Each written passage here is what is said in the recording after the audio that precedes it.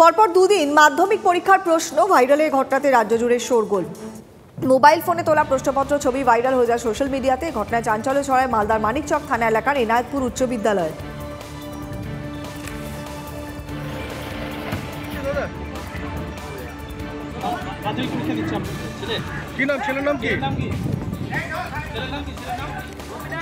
মানিকপুর উচ্চ বিদ্যালয়ের মাধ্যমিক পরীক্ষার কেন্দ্র পড়েছিল এনায়েতপুর উচ্চ বিদ্যালয়। পরীক্ষা কেন্দ্রে মোবাইল ফোন নিয়ে প্রবেশ করে 7 জন পরীক্ষার্থী।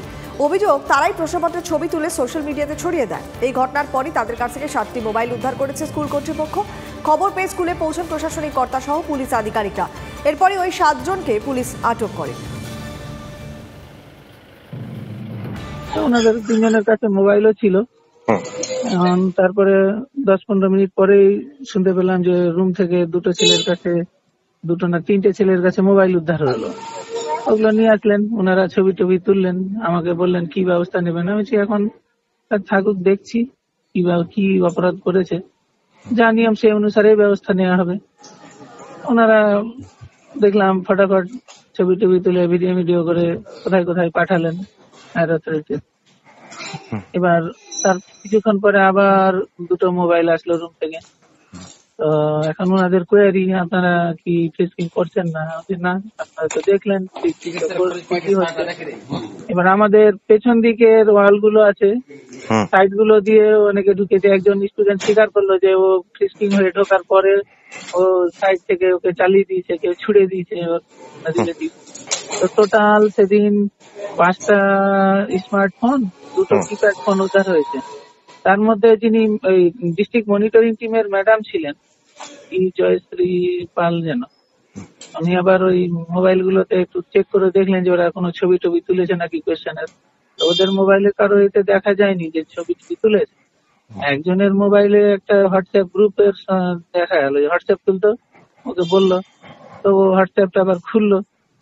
একটা ওই MP 2024 কোয়েশ্চেন আউট এরকম নাম দিয়ে একটা হোয়াটসঅ্যাপ গ্রুপ, ওখানে ও অ্যাডমিন আছে, যেগুলো যারা অ্যাডমিন আছে, এতজন অ্যাডমিন, 151 জন মেম্বার।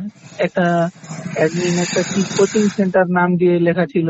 কি কোচিং সেন্টার নামটা আমার এখন ঠিক মনে পড়ছে না, আমি ছবিও তুলি।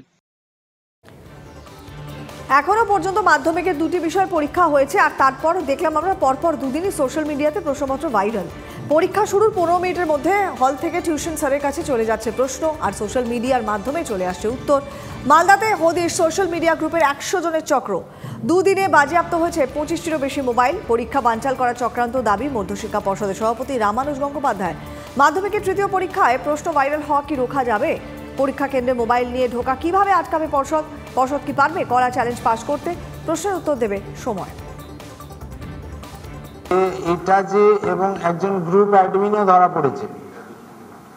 হ্যাঁ, পরীক্ষার্থী এই 11 জনের মধ্যে আছে এবং সে one of the group admin.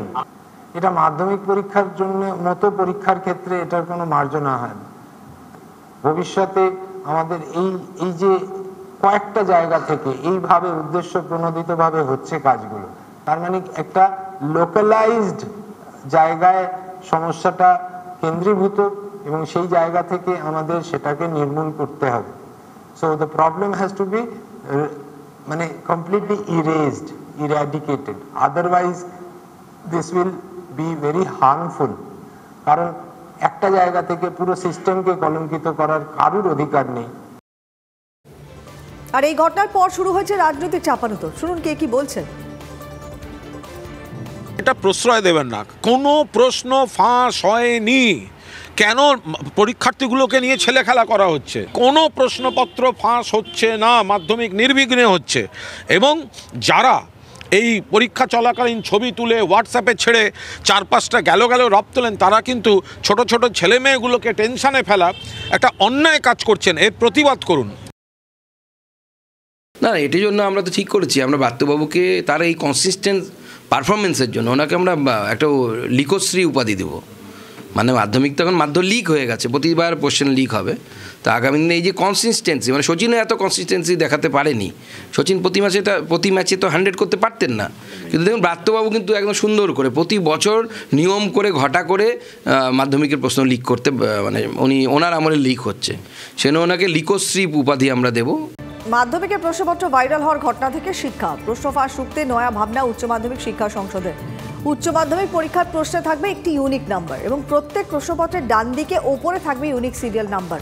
উত্তরপত্রের সেই সিরিয়াল নাম্বার পরীক্ষার্থীকে লিখতে হবে এবং সই যখন করবেন ইনভিজিলেটর তখন ইনি উত্তরপত্রের ইউনিক কোডের সঙ্গে মিলিয়ে দেখবেন।